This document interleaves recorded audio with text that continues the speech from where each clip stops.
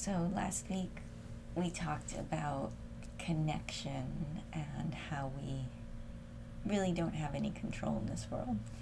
So naturally this week I want to talk about control. Because we actually do have a tiny, tiny, tiny bit of control. And the place that we have control, really the only place we have control, is the focus of our own mind. The focus of our own mind. And it is through that we can have mind control. That's the way everything is controlled. It's through our focus. It's very, very simple. But we miss it because our minds are very busy creatures. They're designed to constantly being evaluating, analyzing, projecting, determining. So they're always going. And for most people, they have not trained their mind at all. Instead, we have just become conditioned. We've been trained by outside forces, by those who raised us, by society at large. And we finally grow up and we become adults, and now we're in a system. And there's a part of us that does everything possible to keep that system just going as the status quo, because that's safe. And that's part of the mind or the brain's job. Its primary job is just to keep us safe. It doesn't care if we're miserable. You're alive, great, I've done my job. So anytime that we want to make a change, where we want to shift, all these red flags come up, all this worry happens, all these signals occur, and it almost seemingly forces us back into the same pattern that we've been living over and over again. So to actually change, to actually shift into a new way of being, requires us to control the mind. It requires us to actually start to figure out how this is working. And if we approach it with this mindset of curiosity, scientific approach, it's quite fascinating how the mind actually curates reality for us. So I won't go into the more philosophical side of things, like how does the relative world actually exist? Is it all just a projection of our mind, or is there an objective reality? I'm not going to go down that rabbit hole. I have friends that do that. So one of them wrote the Simulation Hypotheses, which is a very interesting book. I have not made it through, but I've talked to him enough where the idea of us living in a video game is intriguing. The Matrix reality. But ultimately, it doesn't matter from my point of view. From the point of view of Buddhism, it doesn't matter. What matters is how does it work and how does it affect our ability to be free, to be happy, to be at peace with all that is. And that side of things is fully within our control, and we don't have to understand the metaphysics behind it. But what we do need to understand is how mind control works. And again, it comes back to the focus of our mind. It's so simple.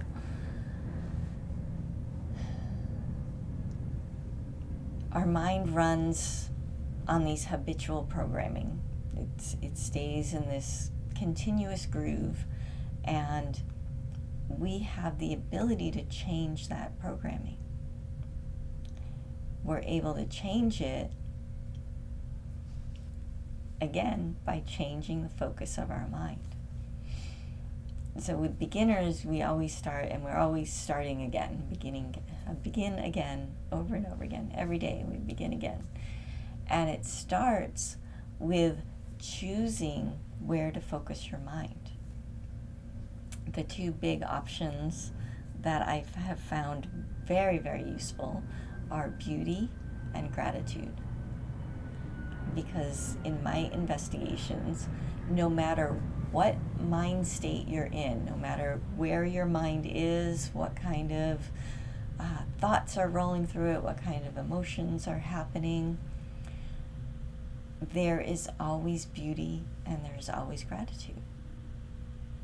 They can be challenging to actually see, but those two qualities are a constant. They're always available. They look very, very different. Like if you are in what we call a very dark mind state, where you're just feeling the hate and the fear and the heaviness of the world, then what is beautiful to you might not be beautiful to somebody who's in a very high, bright, progressive mind state. But there's still beauty. So don't think that beauty is a fixed thing. The same with what we feel gratitude for. If we are completely in the gutter, just down and out, and our mind is gone to the, extremes of desolation, then feeling gratitude just for breathing is huge. That can feel really huge. So we can just focus on our breath and be like, wow, my body's breathing. I'm so thankful that I have this gift of breath. Whereas if we are in a different mind state, maybe everything in our life is going along fairly well, but maybe we had a day where we got fired from our job and now we have to find a new job. In that moment, feeling grateful for your breath isn't such a big deal. In that moment, maybe you're grateful that you still have a place to live, that you have a car that can take you to job interviews, that you have access to a computer where you can create a resume. So what we feel gratitude for will vary based on which mind state we're in, just like our sense of beauty will change based on what mind state we're in. But those two qualities, like I said, exist in every mind state we find ourselves in. So what are these mind states that we find ourselves in? It's this collection of thoughts, feelings, and perceptions all come together within our mind, and they create this very interesting box. You could think of it as, one of those pairs of sunglasses they give you when you have your eyes dilated. So they've got the sides and they've got the front. And it's all very dark and fits the color, usually gray, of that. So mind states are like these wraparound glasses, or this box you put over your head, and it limits what you actually perceive in life. So as you're walking around, if you are in a mind state of desperation, maybe there's something you really, really want, and it's so important to you that that's all you can think about. It's just, I really, really want this thing and I have to have it. And it's just this feeling that just keeps rising up, and you're still, getting up and going to work, and you're still cleaning your house and doing your errands and doing all the things that you want. But as you're doing these things, you're looking through these sunglasses or this box of desperation. And maybe they don't have the cereal that you normally get, and now this feeling of overwhelm comes, and it's really intense. And it's like, objectively, it's just a box of cereal. Pick a different one. Maybe have oatmeal. Have some eggs for breakfast instead. But when we're in that state, those options are not available, because there's only desperation, and more desperation leads to more desperation. The same thing happens when we're angry. When we're in a state of anger, then we walk around, and as we're interacting with our world and our life, everything that annoys us and frustrates us just rises to the surface, and that's all we experience over and over and over again. This is happening because mind states feel all-inclusive. This weird thing happens because we're wearing these sunglasses or this box on our head, that our mind, because it's trying to keep us safe, tricks us into believing that this is how life is. This is how life always has been. This is just the way it is. And there's no other option. So we do our best to cope with the mind state that we're in. And we make it as workable as we can. But if we stop for a moment, we can reprogram our mind by changing our focus. This is where that beauty and gratitude game comes in that I talked about. In that particular mind state, whether it's desperation or anger or something else, there is those qualities of gratitude and beauty. And it can be really challenging at first. This is why we meditate, because when we sit in silent meditation, we're just stopping everything. We're not trying to change anything. We're just being fully present. And then when we get up and we start looking at our mind state and saying, okay, where are you living right now, mind? If it's not happy and progressive and bright, then we can say, okay, wait a minute. We can label it. Labeling it helps create a sense of objectivity.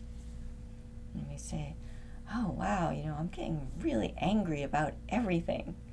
That guy who, is driving too close behind me, and, oh, look, that person's not driving well either, and, oh, I can't believe they put a stop sign here. And one thing after another just builds that annoyance level. If we recognize what's happening, we label that mind state, and we say, oh, I'm in this mind state of anger. That alone creates a little sense of separation. It creates a little pause, a little opening for us to choose a different focal point.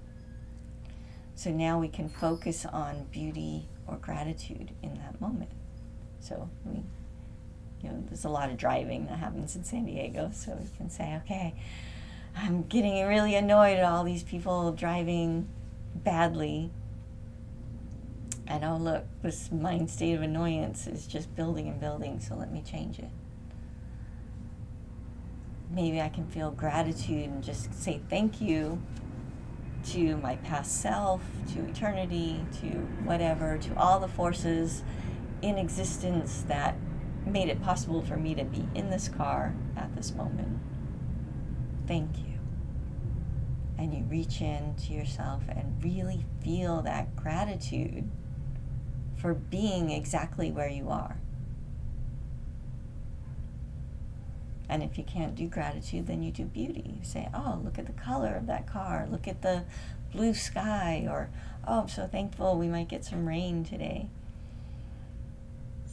And we key into that sense of beauty or gratitude. And when we start playing this game, especially for the first time, there's this little tug of war that happens, this argument that says, well, no, I should be frustrated and angry because of all these reasons. I have this whole list of reasons. And you just hold your ground and say, you know what, no, for right now, I'm just going to play this game and I'm going to keep focusing on being thankful. And you just keep repeating the gratitude, or you keep focusing on the beauty. And the mind will do this push and pull, push and pull, push and pull. And the first 100,000 times you do this, you might not even notice. You just, the thing you want to focus on is the beauty or the gratitude. But the more you play this game, you'll start to actually notice this little tug of war that's happening, this push and pull.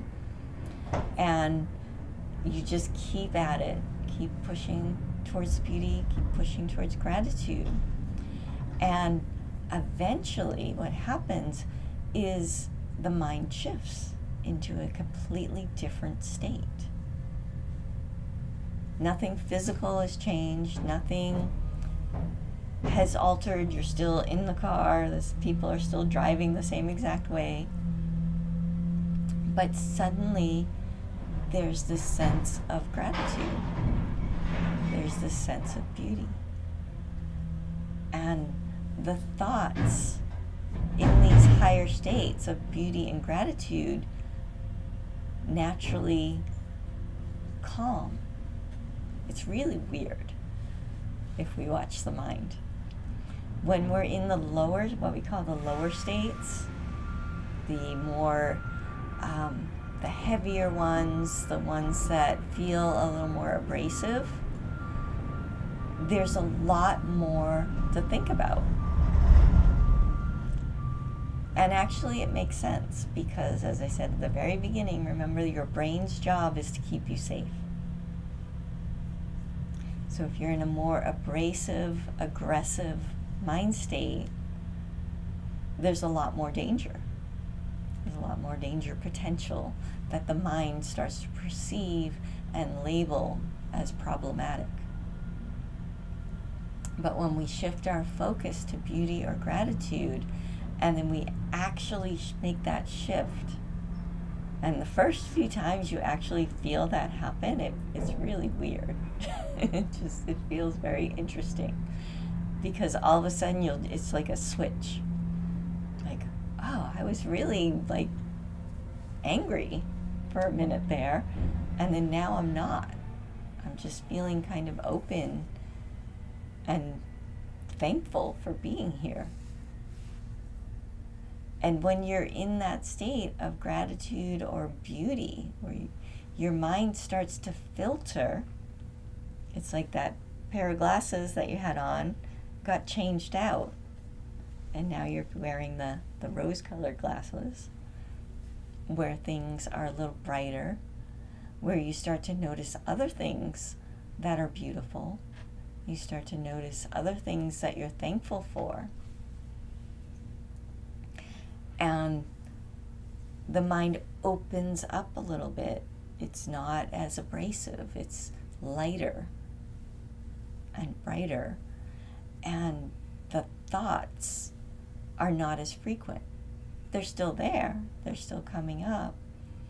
But they're just not as intense anymore. Because the brain, the part of us that's trying to keep us safe, starts to relax a little bit.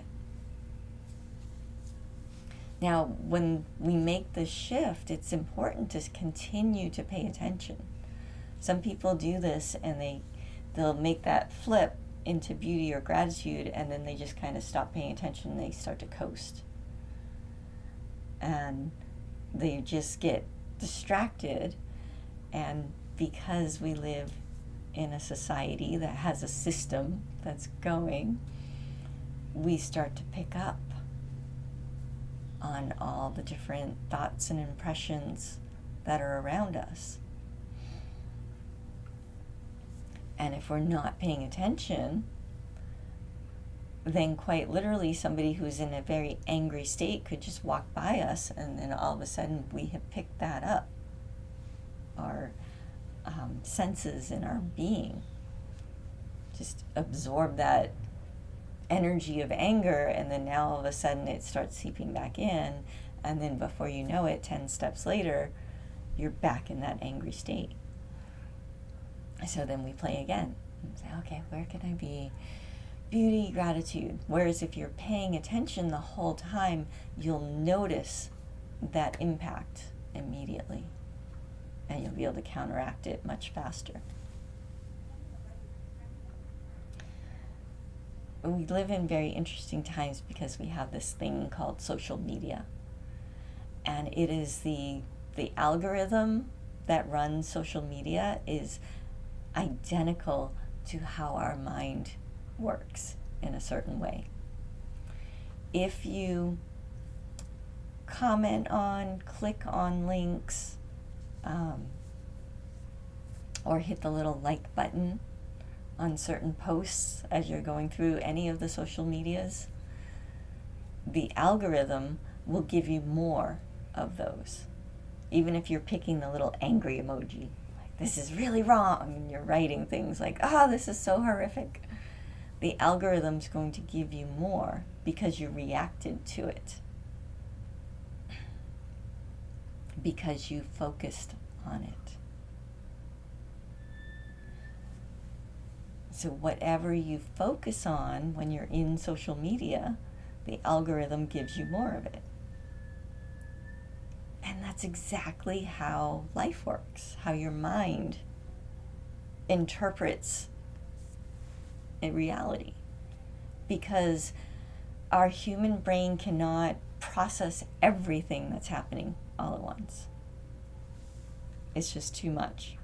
So our mind has to filter and prioritize what it's going to bring to the forefront of our attention. That's what allows us to actually function. If you're seeing everything all at once, you're not functioning. You might be having that experience as you're sitting still, feeling everything all at once, but there's no ability to communicate at a relative level. So in order to be in the relative world and communicate and transact and actually interact in this interconnected world, we have to filter our experience. And if you don't practice mind control, if you don't pay attention to where you're focusing, then the algorithm of life, which is created by all of the habitual patterns that you have picked up through your entire existence, will keep feeding you whatever it is that you last focused on. So like I said, it's very, very simple, but we like to make it very complex because it appears complex because there's a lot of options. There's a lot happening. But we actually have this ability to curate our experience. But it takes work. It takes this continual choosing of what to focus on. And then we get distracted through our habitual patterns, and we get pulled back into what we're trying to get away from. And then our mind, being the logical thing that it is, gives us all these reasons why we should remain in that state. The primary reason being is that we're alive. So it thinks we're safe. And to change out of that state is death. So we die 1,000 times a minute every time we actually shift our perception. That old mind state that was filtering the world, that old self, actually dies. So it can be very scary to the mind. So it says, no, I don't want to die. And it puts itself back together and says, no, look at the world this way.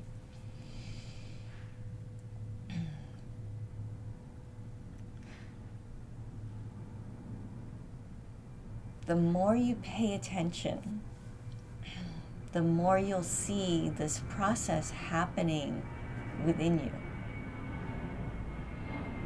And the more you'll start to realize how important it is to control what you focus on. That's the key. My teacher said, what you focus on, you become. Buddha said it as, with our thoughts, we make the world.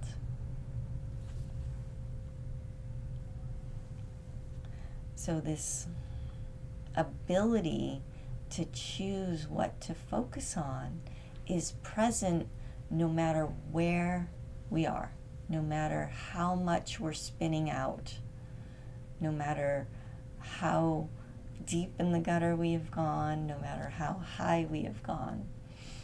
We have this amazing ability to choose what to focus on.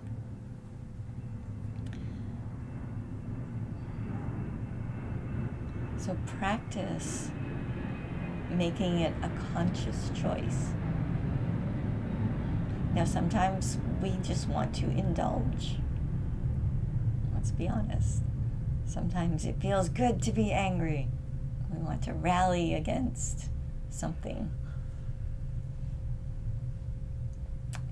We want to explore that feeling, that mind state. Sometimes we want to go deep into curiosity. We want to know what that feels like, so we become very intrigued and we focus on things that make us wonder. But whatever it is, just do it consciously and start to become aware of this very basic principle of having control over the focus of your mind. That's pure power. To be able to be spinning out 1,000 miles an hour and to make the choice, you know what, right now I'm going to enjoy some beauty. I'm not having fun in this mind state anymore. It's just making my life challenging and difficult in ways that are not productive. So let me stop and just, there's this beautiful tree outside my window, so let me just focus on that and appreciate the beauty. And we go deeper and deeper into that feeling of beauty, and then the mind suddenly shifts and opens. And now we're having the experience of a mind state of beauty. So you can think of beauty and gratitude as your escape hatch. They're always available, no matter what mind state you go exploring in and get lost in. There's always beauty and gratitude. So I highly encourage you to really work those doorways, to really become familiar with them, because the more that you do, it creates a new habit, a new pattern in your mind. That even when you get distracted and everything is blowing up, everything's miserable, there'll be this little part of your mind that will just pop up and say, you know what, I'm really thankful I can breathe. I'm just feeling this little whisper of gratitude. Or you just notice this little element of beauty as you're sitting in the doctor's office about to get some bad news. And it just shifts everything, because that is a new habit that you lay down. But it's competing against an entire lifetime of other habits. So it will take some work.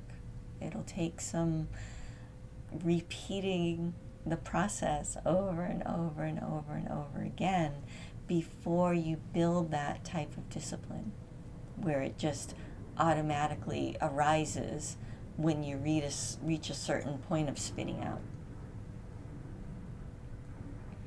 Sometimes it's helpful to have little reminders. You might wear a little bracelet or a necklace, or keep a pretty rock on your desk. We have, the beautiful thangkas that pull our mind back to the Buddha, back to the realms of limitless light. And those are keys that bring us out of a particular mind state and into a different one. They're little reminders that we can plant for ourselves. But the point is, all of this is happening in our mind, and while we cannot control this world, we cannot control even our own bodies, we can control where we focus. And that, as I said, loads the algorithm of life that then opens up the opportunities that are only available in certain mind states. And don't take my word for it. Play with it and really watch. The next time you're in a difficult mind state where you're just full of confusion or anger or frustration or desolation, whatever it is, really pay attention to what you feel like your options are in that moment. And then play the game where you focus on beauty, you focus on gratitude until you feel yourself shift. And then go back to the same situation that your problem issue that you were dealing with, and then see what your options are. And I guarantee you that the options available to you when you're in a state of beauty or state of gratitude are much grander. There's much more perspective when you're in these higher states, because you're literally going from inside the problem, where the problem feels like it's like 20 feet high, and then you shift your mind state, focus on beauty or gratitude, and you literally go up, and now you're like 20 stories up in the air looking down on this problem that seems so big. And now you can see, oh, I could go this way around it, I could go that way around it, I could maybe even build something and go over it. I could call this person, I have this option, I have that option. So that is just one of the ways that it's so beneficial to be able to move your mind from one state to another. But the underlying thing that is so cool about it is we start to really understand how the mind works as a whole. That's what I find fascinating. But it's not something that we grasp intellectually. It's something that is experiential. So don't take my word for it. Try it, do it, see what happens. So let's meditate some more, because that is the foundation for all of these practices, is the seated meditation. It's very important.